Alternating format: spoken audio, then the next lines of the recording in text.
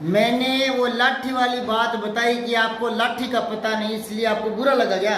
हाँ बेटा बुरा लगने की बात नहीं है। मतलब ये है कि एक लाठी शब्द साधारण शब्द है और वो उस लड़के को पता नहीं था, तड़ी बोला तब समझा वो। ये क्षेत्रीयता के जो शब्द होते हैं ना, बोलचाल के घरेलू, वो हिंदी में काम नहीं आते। और वो जो मैंने लाठी की बात करके आप पर व्यंग्य कसा था ना, वो आपको चिढ़ाने के लिए नहीं था, बल्कि उस बात से आप प्रेरित हुए और तब नए नए शब्द सीखे या सीखने की ओर ध्यान आकृष्ट हुआ। तो मैं आपका ध्यान आकृष्ट करने के लिए वो ताना मार रहा था, ताकि आप उस पर फोकस करो और जानो समझो कि शब्द सीमा बढ़ानी ही पड़ेगी, वोकैबुलरी ज़्यादा करनी पड़ेगी, तभी हिंदी समझ में आएगी। साधारण शब्द नहीं पता तो फिर हिंदी के तो बहुत बड़े बड़े प्रसंग समझने पड़ेंगे आगे, वो कैसे समझोगे? इसलिए वो लाठी वाली बात मैं आपको व्यंग्यात्मक रूप से कहता था, उसमें बुरा मानने की बात नहीं होती, समझिए क्या? तो आप उस बहाने सीख ही रहे थे। और मैं आपको एक बात बताऊं, आदमी है ना हर दिन कुछ ना कुछ सीखता है, पता नहीं चलता, सीखता रहता है। हमें नहीं पता, हमें कब पता लगता है? जब कोई टॉपिक हमारे सामने हो और वो हमारे समझ में आ जाए, तो हम मानते हैं कि हमने वो सीखा है। अगर टॉपिक सामने नहीं है ना, तो हम मानने को तैयार ही नहीं होते कि हम सीख रहे हैं क्या। बल्कि सत्य तो ये है कि आदमी हर दिन कुछ ना कुछ सीखता है, हर दिन कुछ ना कुछ सीखता है। समझ यही बात है। जब तक बच्चा अपने घर में अपने माँ बाप तक सीमित होता है, तब उसकी ग्रहण क्षमता या सीखने की क्षमता थोड़ी कम होती है। जब वो समाज में संपर्क स्थापित करता है, अब समाज में संपर्क स्थापित करना ये भी सीखने वाली बात है। कैसे? आप अभी सामाजिक नहीं हुए, आपका सारा काम मम्मी पापा संभालते हैं, ठीक है ना? जब आप मम्मी पापा से दूर थोड़ा शिक्षित होकर अपने पैरों पर खड़ा होने की कोशिश करोगे, समाज में पदार्पण करोगे, तब आप बहुत कुछ सीखोगे। समाज में कैसे बैठते हैं, कैसे व्यवहार करते हैं, किससे कैसे ताल्लुकात रखते हैं, लेन देन, भाषा बोली, पहनावा, ये सब कुछ हम बाहर निकल के सीखते हैं, समाज में संपर्क में आकर के, ठीक है ना? जब तक बच्चे हैं तब तक माहौल घर तक ही सीमित रहता है, तब हम कम सीख पाते हैं। समाज में रहकर सामाजिकता सीखते हैं, समझाई बात है? हाँ। और सीखने का क्रम कभी रुकता नहीं, व्यक्ति हर पल कुछ ना कुछ सीखता है। लेकिन क्योंकि टॉपिक निश्चित नहीं है, इसलिए मानने को तैयार नहीं होते कि हम सीख रहे हैं क्या। जैसे एक छोटा सा उदाहरण दूंगा। कोई बच्चा है 5 महीने का, मान लो 6 महीने का मान लो, उसको हमने गोदी में खिलाया, ठीक है, गोदी में खिला रहे हैं। अच्छा, अगले दिन रात को सोएंगे, अगले दिन मैं कहूंगा कि ये बड़ा हो रहा है क्या?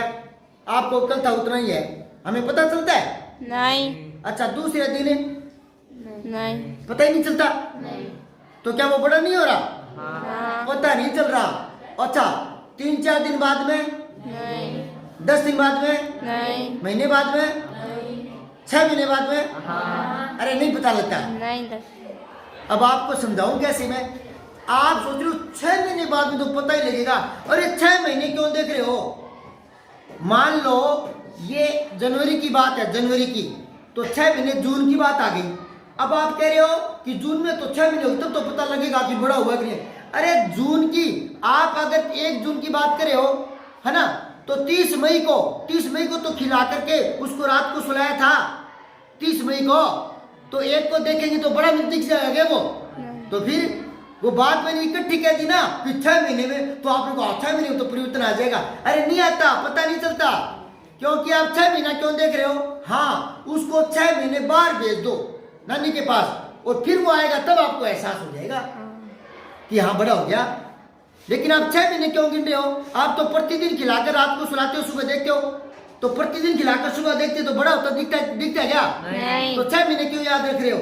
आप यूं क्यों नहीं सोच रहे कि 30 मई को उसको सुलाया था, 30 मई को रात को, तो 1 जून को वो बड़ा दिख जाएगा आपको? नहीं। 30 मई को सुलाया था रात को, 30 मई को, तो 1 जून को बड़ा दिख जाएगा? नहीं। तो आप कह रहे हो ना 6 महीने तो फर्क पड़ जाएगा। नहीं दिखता। तो वही होता है, जब हम सीख रहे होते हैं ना, हमें पता नहीं चलता।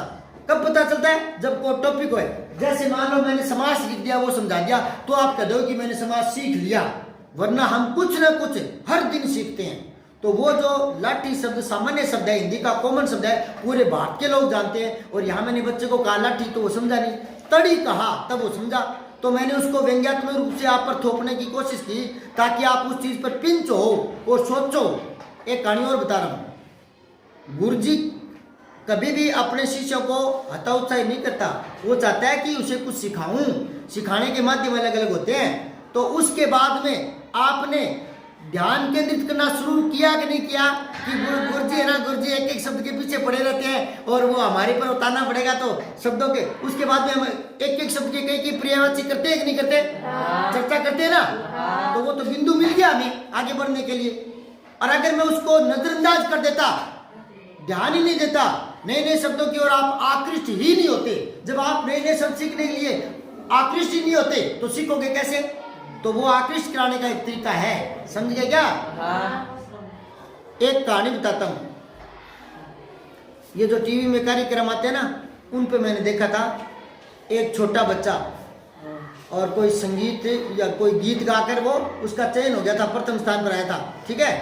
तो जब उसके गीत को लाइक किया गया, वो फेमस हो गया, तब उससे पूछा गया तो वो बता रहा था, उसकी मम्मी भी पास में थी, कि इसके पिता है ना इस पर ताना मारते थे कि तू जिंदगी में कुछ नहीं कर सकता।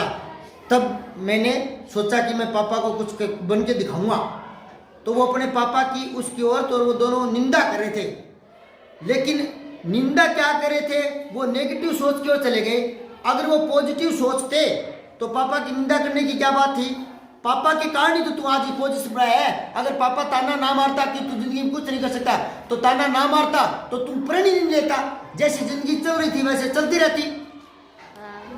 समझ आई क्या बात है? तो ये चीज आगे बढ़ने के लिए होती है।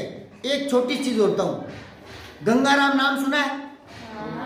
एक गीत चलता है पुरानी फिल्म का, गंगाराम कंवर गया। गंगाराम पर पुरानी फिल्म का कोई गीत है। अब उसके पीछे क्या कहानी है वास्तविक तो मुझे पता नहीं, लेकिन जैसा मैंने सुना है मैं बता रहा हूं कि गंगाराम है कोई चपरासी था, ठीक है। वो क्या है, साहब के मेज को साफ करना, कुर्सी साफ करना, ऑफिस की झाड़ू वगैरह निकालना, ये काम कर रहा था, ठीक है।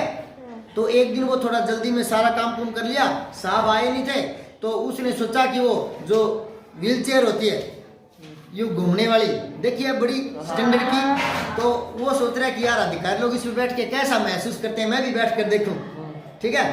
तो उसने जैसे ही बैठा यूँ एक दो राउंड लगाए और फिर वो जो बेल होती है ना मेज पर चपरासी को बुलाने के लिए, उस बेल पर हाथ रखा, टर्न बजा करके आवाज लगाई। मतलब वो खुद साहब बन रहा था, आनंद ले रहा साहब के।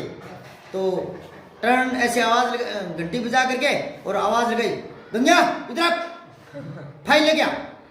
जैसे यूं करें गंगिया, मतलब गांव में छोटी भाषा का प्रयोग करते हैं, गंगाराम को गंगिया, तो बोले ओ गंगिया।